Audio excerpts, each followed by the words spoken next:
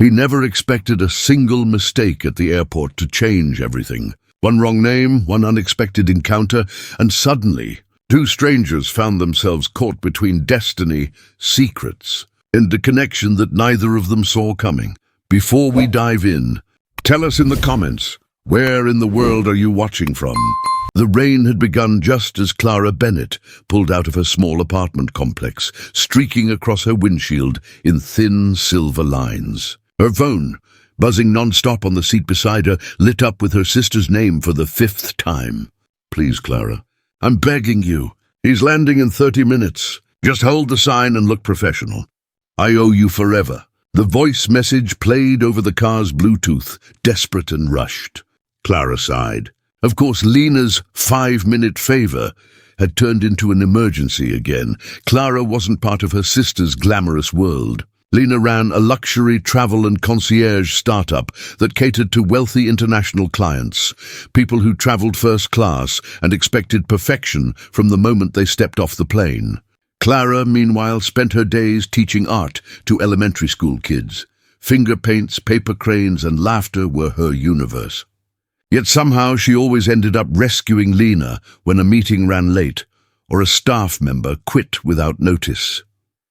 Now she was racing through the rain toward the airport, still wearing a paint-stained denim jacket and sneakers splattered with blue acrylic. On the passenger seat sat a hastily drawn cardboard sign with 2 words in bold marker, M. Reed. Her heart thudded with equal parts dread and amusement. She looked nothing like a professional concierge driver. Her reflection in the rearview mirror showed messy hair and faint traces of orange paint on her wrist. "Oh, great," she muttered. "I'm about to meet a millionaire looking like a kindergarten project." Inside the terminal, the air smelled of coffee, perfume, and wet umbrellas. Travelers streamed past in tailored coats and hurried footsteps. Clara felt invisible and oddly exposed at once. She held up the cardboard sign and tried to stand straight, imitating the calm posture she'd seen chauffeurs use. Minutes passed.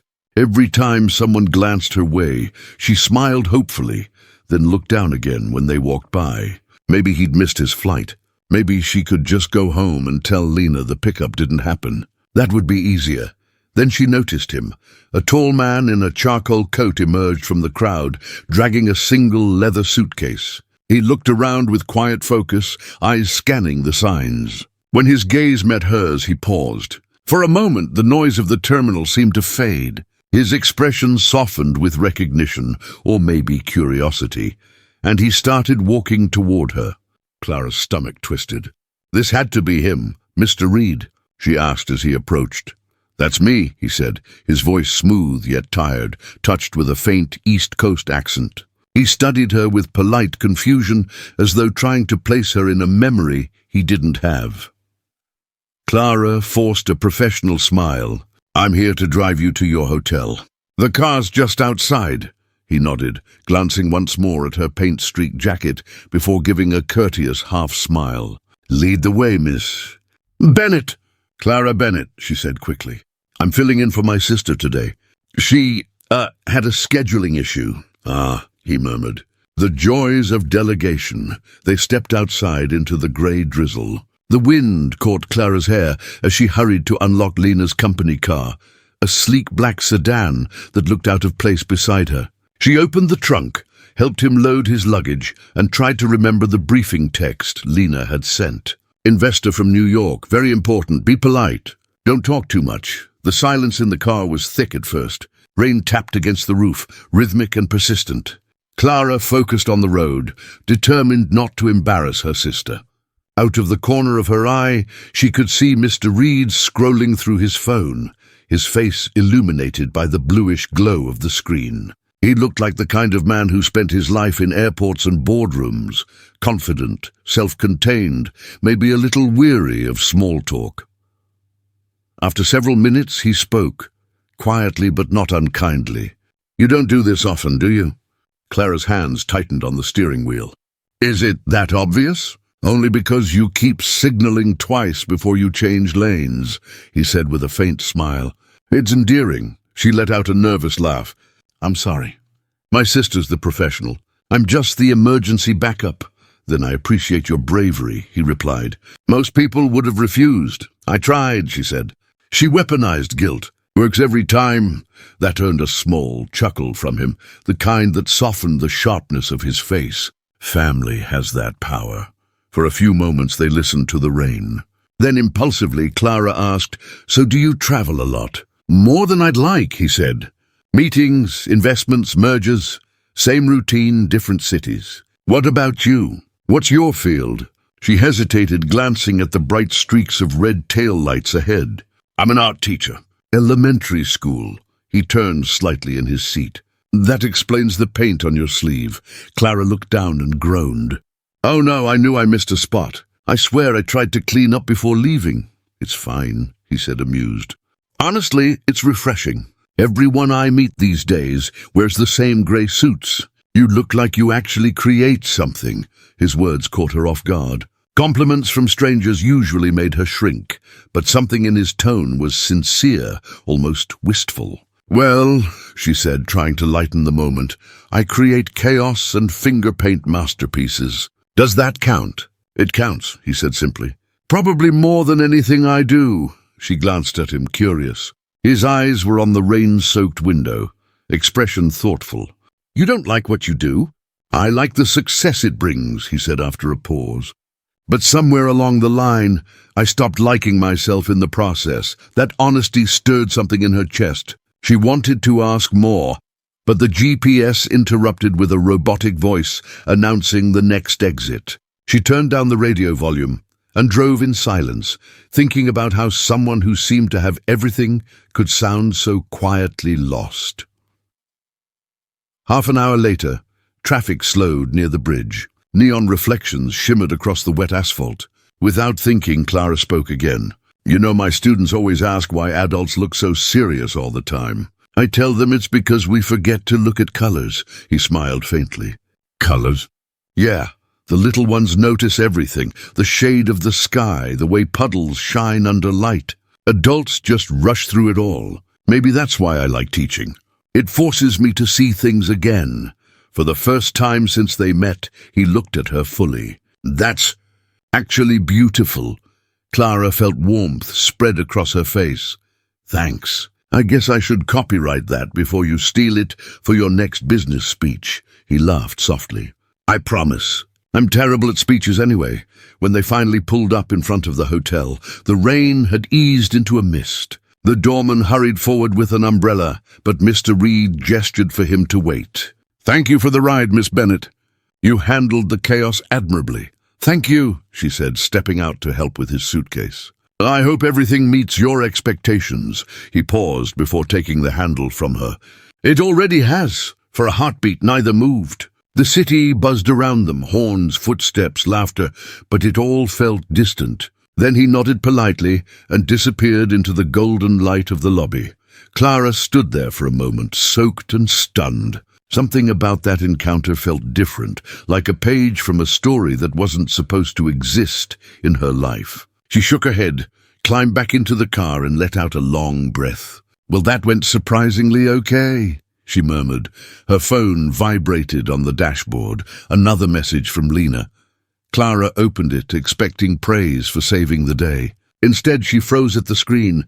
"Where are you?" "The client just landed. He says no one is here." "The flight from New York landed early. Please tell me you're at the terminal." Clara's pulse spiked. She looked up at the towering hotel sign gleaming through the rain. Her throat went dry.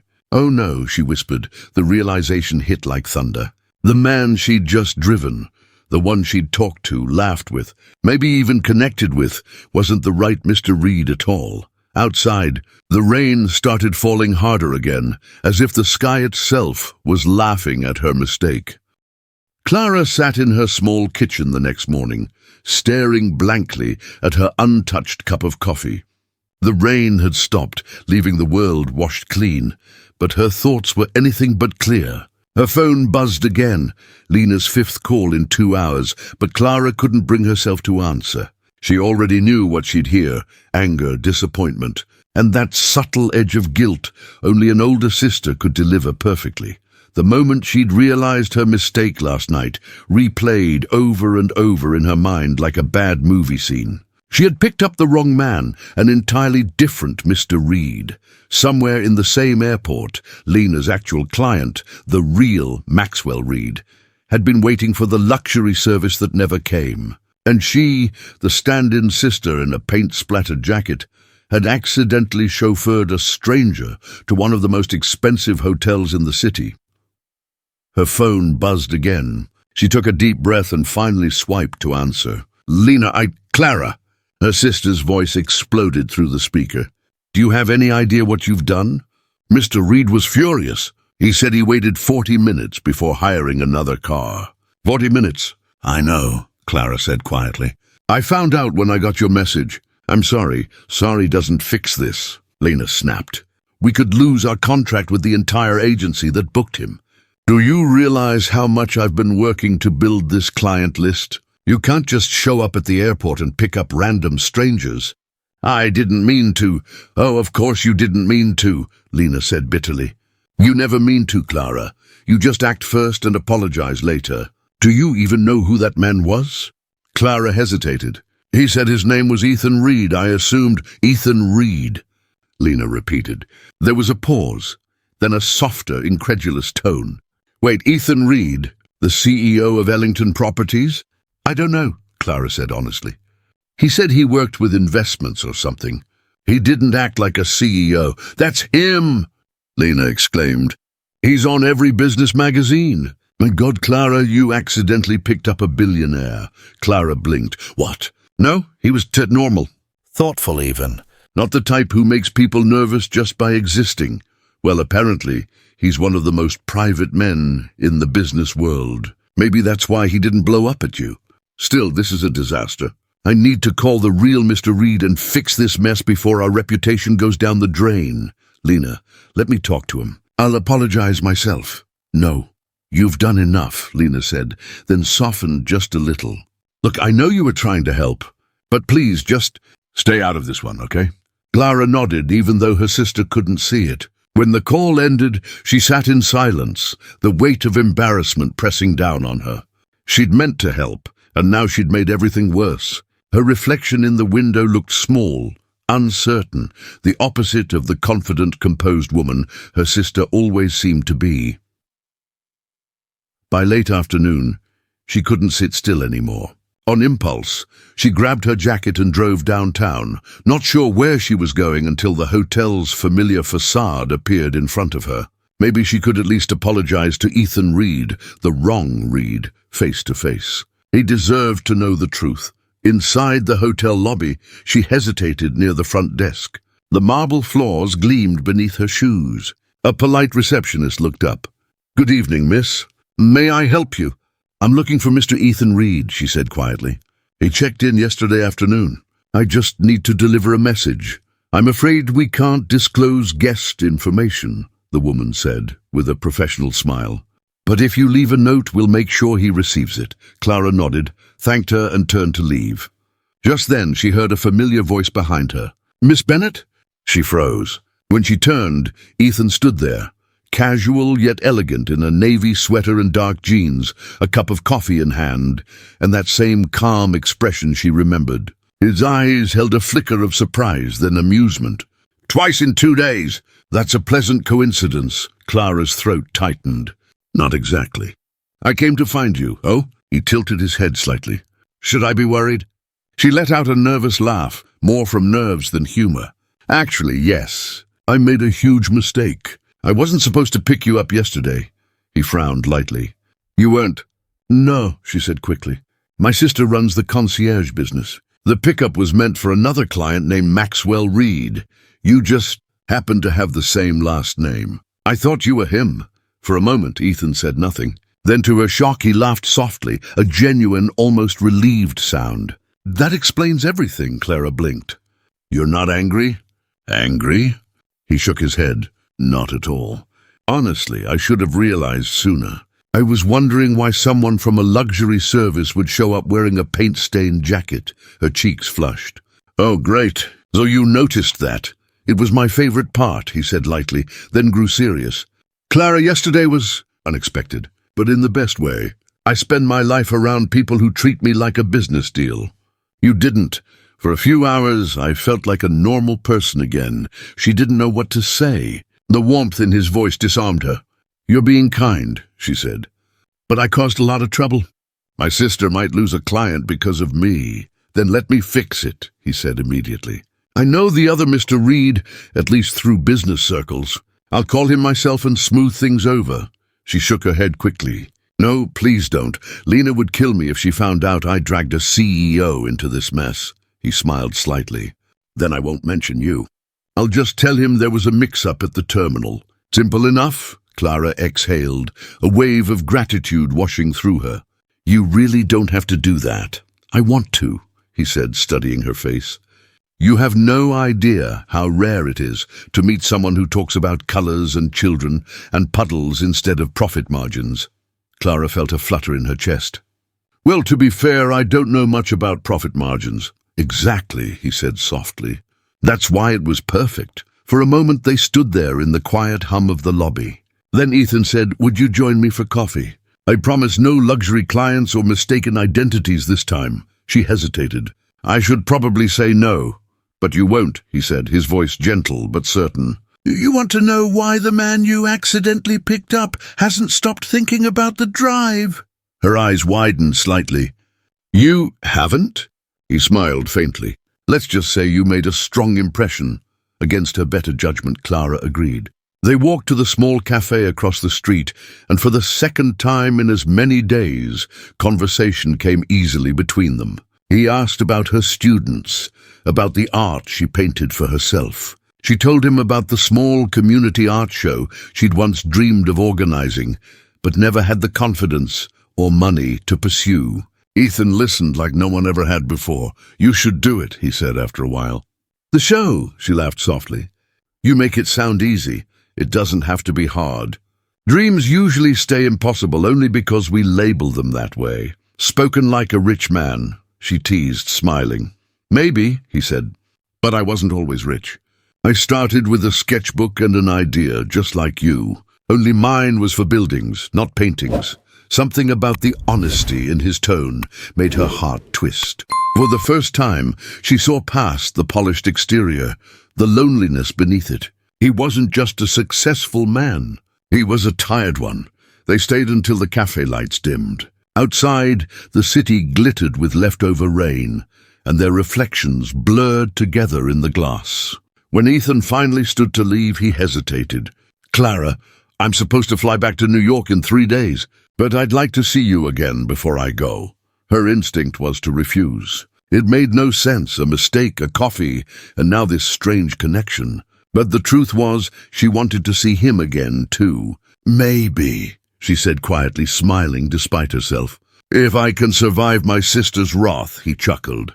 "You'll survive. You seem stronger than you think." When they parted, Clara walked to her car with her pulse racing, her heart lighter than it had been in months. She knew this wasn't supposed to happen, but some part of her, a part that had long stopped believing in accidents, felt that maybe this one wasn't a mistake after all.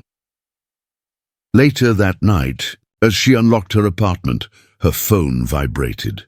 A new message lit up the screen. Unknown number. "You said adults forget to look at colors. I saw a dozen shades of gold in the rain tonight. Thought you should know." Clara read it 3 times, her lips curving into a slow smile. Maybe, just maybe, life had decided to color outside the lines for her. The next morning began with sunlight creeping through Clara's curtains, a rare visitor after so many grey, rainy days. Yet despite the golden calm of the new day, her thoughts were anything but peaceful.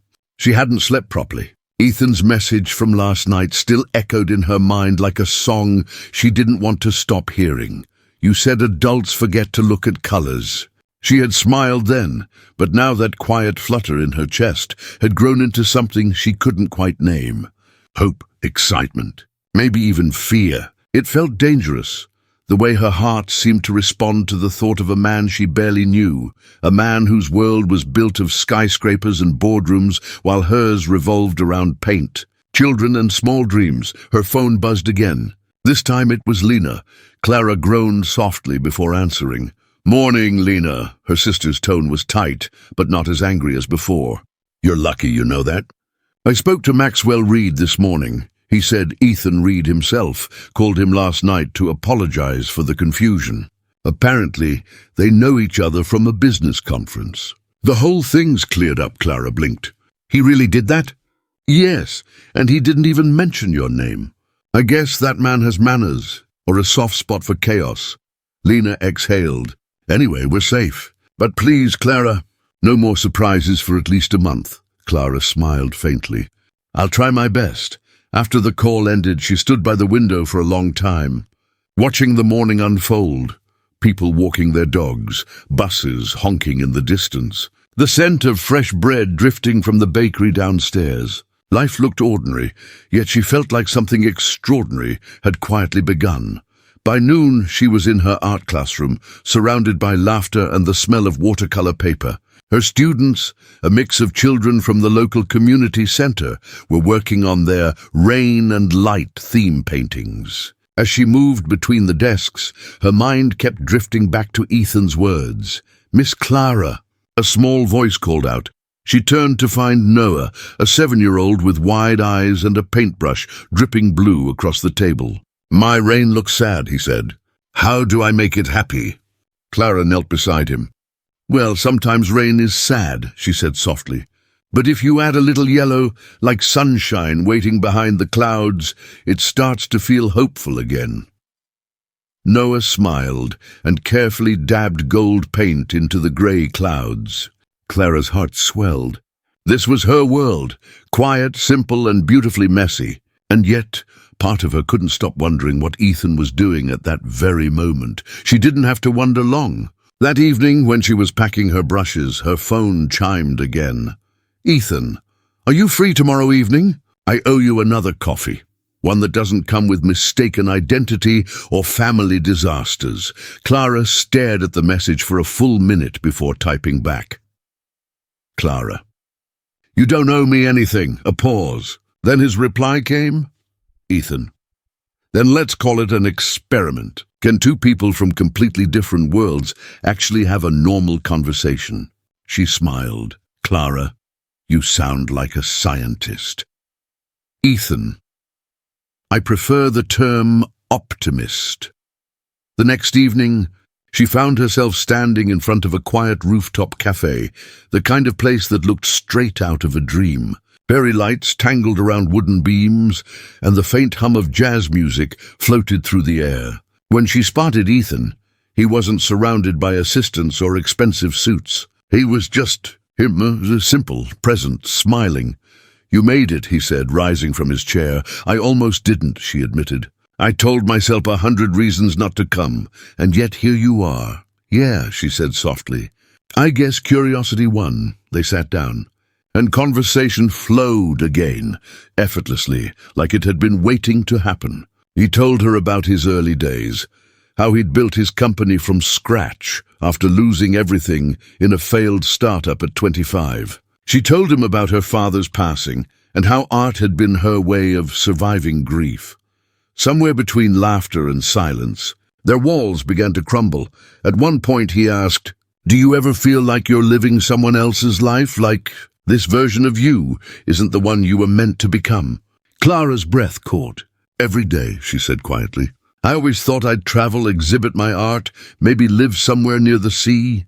But life had other plans." He looked at her for a long moment, the city lights reflected in his eyes. "Maybe it's not too late to change the plans." She wanted to believe him. But dreams, she knew, didn't always survive in the real world. Still, something in his voice made her wonder, what if this time it could? Hours passed unnoticed. They talked about childhood memories, about their fears, about the strange loneliness that comes even when surrounded by people. By the time the waiter came to tell them the cafe was closing, the night had already deepened into something intimate and unspoken. As they walked toward the parking lot, the air was cool and scented with rain again. Clara looked up at the clouds and smiled. "Seems like the rain follows us. Or maybe it's just trying to remind us of something," Ethan said softly. "Like what?" "That sometimes what starts as a mistake ends up being exactly what you needed." Clara's heart skipped. She looked at him, words trapped somewhere between disbelief and longing. He didn't say more, just offered a small, quiet smile that felt like a promise. When she reached home that night, she replayed the evening in her mind, every glance, every pause, every laugh. She opened her sketchbook and began to draw, not a landscape, not a flower, but a single line that curved into two figures standing in the rain. One of them was looking up, the other watching quietly beside her. She didn't realize until she was done that she'd drawn them. Before sleeping, she checked her phone again. A new message waited. Ethan, you said rain can be hopeful if you add some yellow. Tonight, you were my yellow. Her heart fluttered. And for the first time in years, Clara went to bed smiling, unaware that the story that began with a rainy mistake was about to change both of their lives forever. The morning after that unforgettable night, Clara woke up with sunlight spilling across her pillow and the faint scent of turpentine still clinging to her hands. Her sketchbook lay open beside her, the drawing of two silhouettes under the rain catching the morning light. She traced the faint lines with her fingertips and smiled softly. For the first time in years, she felt something she hadn't dared to feel in a long time. Peace and possibility. But reality soon returned with its familiar knock. A message from Lena appeared on her phone. Lena. Big news. Ethan Reed just contacted me personally. Says he wants to discuss something about your art classes. Call me ASAP. Clara blinked. About my art classes? Her heart started to race as she hurried to call her sister. Lena, what's going on? Lena's tone carried a mix of shock and restrained excitement. Apparently your mysterious billionaire friend wants to sponsor an art exhibition for local kids. Your kids, Clara. He mentioned something about giving color to young dreams. Does that sound familiar? Clara froze. He remembered what I said. What did you say? That adults forget how to look at colors, she whispered. Lena exhaled. Well, whatever you said worked. He's serious about this, Clara. He wants to fund the entire event, venue, materials, everything. He even said he'll help arrange press coverage through his company. Clara sat down, her knees suddenly weak. Lena, I didn't ask him to do that. I know you didn't. But maybe, for once, someone actually saw what you're capable of. After the call ended, Clara sat in stunned silence. Her mind was spinning. Excitement, disbelief, and something deeper she couldn't quite name. Gratitude, yes, but also fear, because kindness from someone like Ethan wasn't casual. It carried weight, meaning. She spent the rest of the morning at the community center, her students buzzing around her, completely unaware that their little world was about to change. When she told them about the exhibition idea, the room exploded in cheers. Will there be snacks? Noah asked immediately, waving his paintbrush in the air. Clara laughed. Yes, plenty of snacks. And real paintings, on the wall like in a museum. Another girl asked eagerly. Exactly like that, Clara said, her heart swelling with joy. That evening, she met Ethan again, this time not by chance, but by choice. He was waiting outside the art center in his car, sleeves rolled up, no suit, no pretense. When she approached, he stepped out, a warm smile tugging at the corner of his lips. You really didn't have to do all this, she said softly. I wanted to, he replied. When you told me about those kids, how they paint rain like it's a friend, not a storm, I realized something. Maybe adults need that reminder too. She looked at him, her heart heavy with both gratitude and confusion. You make it sound simple, he smiled faintly. Maybe it is. Maybe the best things are. They walked together through the quiet neighborhood, children's laughter fading behind them. For the first time, Clara dared to ask, Why are you doing this, Ethan, really? He hesitated, then said, Because I see something in you that I lost in myself a long time ago. Her breath caught. What's that? Wonder, he said simply. You look at the world like it still has color, and I've been living in grayscale for too long. For a long moment, neither of them spoke. The wind carried the faint smell of rain again, as if the weather itself had chosen to mirror their strange connection. Over the next few weeks, Their worlds began to overlap more than either of them expected. Ethan helped secure the venue, an old forgotten gallery downtown that had once been filled with art and laughter before time swallowed it in dust. Under his guidance and Clara's creativity, it began to come alive again. She spent her days guiding the children, their tiny hands splattering color on blank canvases. Ethan, surprisingly, showed up often, rolling up his sleeves, helping move easels, even sweeping floors. He didn't act like a man who owned skyscrapers. He acted like someone rediscovering what it meant to build something real. Sometimes Clara would catch him watching her, not with the sharp focus of a businessman, but with quiet admiration. Once she found him sitting on the floor beside Noah, carefully painting a crooked sun. "You're terrible at this," Clara teased, kneeling beside him. He laughed. "That's because I haven't had a teacher like you." "You're hopeless," she said with a smile. "Maybe," he replied, his gaze holding hers. "But I'm learning." Their laughter echoed in the empty gallery, soft, warm, and genuine. It felt like the start of something neither of them had planned for. But as the exhibition drew closer, something began to shift. One evening, as Clara was cleaning up the last of the paint trays, she overheard two parents whispering near the door. "Did you hear? That's Ethan Reed, the CEO of Ellington Properties. What's he doing here?" "Some say it's charity.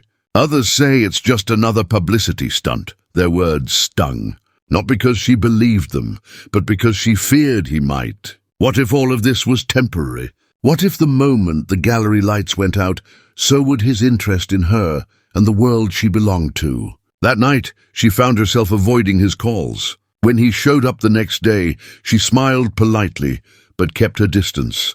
Finally, he cornered her gently near the back of the gallery. "You've been quiet," he said. "Did I do something wrong?" Clara hesitated. "No, it's just people talk, Ethan.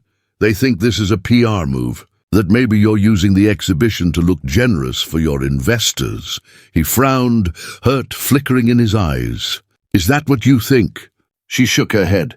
"I don't want to, but your world, it's full of motives. And mine isn't. I don't know how to fit into that." He took a step closer, his voice soft but steady. "Clara, this isn't about my company or image.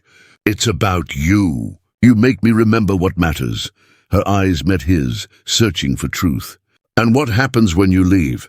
When the next deal pulls you away?" He didn't answer right away.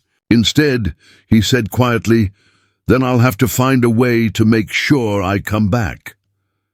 Something in his tone broke through her doubt, but fear still lingered. She turned away, pretending to check on the paintings. "Let's just focus on the exhibition, okay?"